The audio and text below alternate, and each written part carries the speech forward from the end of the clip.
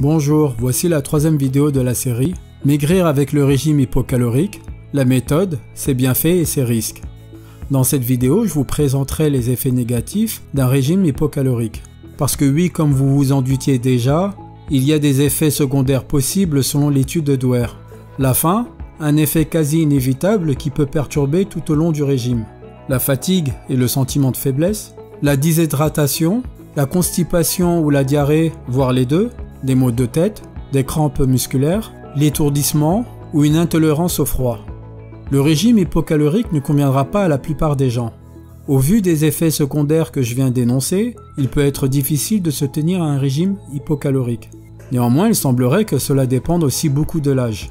D'après l'expérience de Muriguchi, lors d'un régime restreint en calories, les sujets plus âgés perçoivent la faim de manière moins fréquente par rapport aux sujets plus jeunes.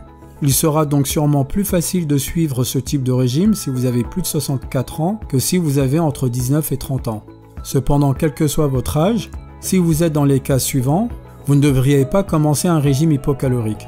Enfant en dessous de 18 ans, femme enceinte ou allaitante, individu en sous-poids ou ayant un trouble de l'alimentation, diabétique de type 1, personne en post-opération, sujet avec un historique de sérieux troubles psychiatriques, athlète ou sportif intensif.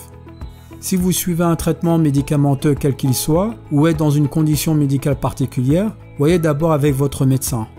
D'une manière générale, il est toujours préférable de discuter avec son médecin d'un important changement dans son alimentation. Le ralentissement du métabolisme. Le métabolisme est la rapidité avec laquelle notre corps brûle des calories au repos ou en exercice. Un métabolisme élevé va brûler davantage de calories qu'un métabolisme lent. Ce n'est donc généralement pas une donnée que l'on veut voir baisser. Or, dans l'étude de Balor, après 11 semaines de régime hypocalorique entre 900 et 1100 calories par jour, les sujets âgés de 56 à 70 ans ont vu leur taux métabolique au repos ralentir de 15%. Ce ralentissement du métabolisme, lors d'une perte de poids induite par le régime hypocalorique, semble avoir lieu lorsque les individus font de l'exercice. C'est en tout cas ce qu'a montré l'expérimentation de Gornal et Villani, où le poids, la masse graisseuse et le taux métabolique au repos des sujets ont baissé, malgré plusieurs séances d'exercice de résistance par semaine. Cette baisse s'explique par le fait que le corps tend à s'adapter à de dangereux changements de température ou d'aliments en brûlant moins de calories afin de se protéger. C'est ce que l'on appelle en fait la thermogénèse adaptative, phénomène que certains ont appelé mode famine, en induisant que les variations du métabolisme en cas de sous-alimentation conduisent le corps à arrêter de brûler des calories.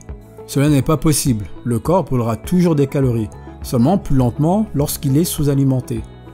Les carences nutritionnelles. L'étude de Carlton présente des résultats inquiétants sur les 4 types de régimes étudiés, dont certains de type hypocalorique. Tous ont montré des insuffisances dans les 27 sur 27 micronutriments attendus, en particulier pour la vitamine B7, D et E, le chromium, la jodine et le molybdène.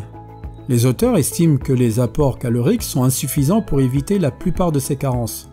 Comme le souligne Dams Machado, la prévalence de carences nutritionnelles est plus élevée chez les personnes en surpoids. En effet, avec une masse corporelle plus importante, les besoins en micronutriments le sont aussi.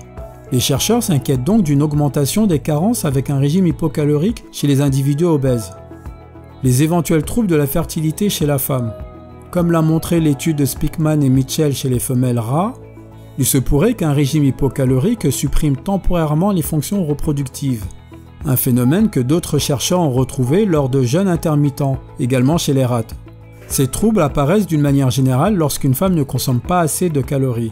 À ce moment-là, son corps sécrète moins de GnRH, une hormone particulièrement importante dont l'absence conduit à une aménorrhée hypothalamique fonctionnelle, qui dérègle les fonctions de reproduction. Cela s'explique par le fait que lorsque le corps féminin ressent un état de famine, il va généralement empêcher de tomber enceinte, de façon à protéger la femme d'une grossesse sous-alimentée, dangereuse pour elle ou pour le fœtus. Affaiblissement osseux. Comme le montre l'étude de Villarreal, lors d'un régime hypocalorique, lorsqu'un sujet perd beaucoup de poids, environ 10%, il perd également un peu de masse osseuse, environ 2%. Comme l'explique McGrath, une perte apparemment renforcée lorsque l'individu fait également de l'exercice, en plus d'un régime allégé en calories. La réduction de masse osseuse entraîne une légère fragilisation du squelette, ce qui augmente les risques de fracture. Il est possible de minimiser cet effet en veillant à modérer son régime et activité physique. ainsi qu'en consommant suffisamment de calcium. La reprise de poids post-régime. Comme le souligne l'étude de Saris, les régimes hypocaloriques, voire très hypocaloriques, sont efficaces pour la perte de poids, à raison de 2 kg par semaine les 6 premiers mois d'un régime très bas en calories. Seulement, ils sont aussi connus pour la reprise de poids qui s'ensuit. D'après Hemmingson, plus le régime est efficace dans les premiers mois, moins les individus vont abandonner. Mais à la fin du régime, cette rapidité se retrouve également dans le regain de poids. Cela dit, le regain correspond rarement au nombre total de kilos initialement perdus. Selon Mohamed, avec un mode d'alimentation post-régime suivi et approprié, le regain n'est que de moitié. Enfin, il semblerait que les propriétés inflammatoires des aliments jouent un rôle dans ce regain. Il convient donc, après un régime hypocalorique, de veiller de près à son alimentation et d'éviter des aliments inflammatoires le plus possible. Je vous remercie d'avoir regardé la vidéo, j'espère que vous l'avez trouvée informative. Je compte sur vous pour aimer la vidéo, et si vous n'êtes pas encore abonné, cliquez sur le bouton.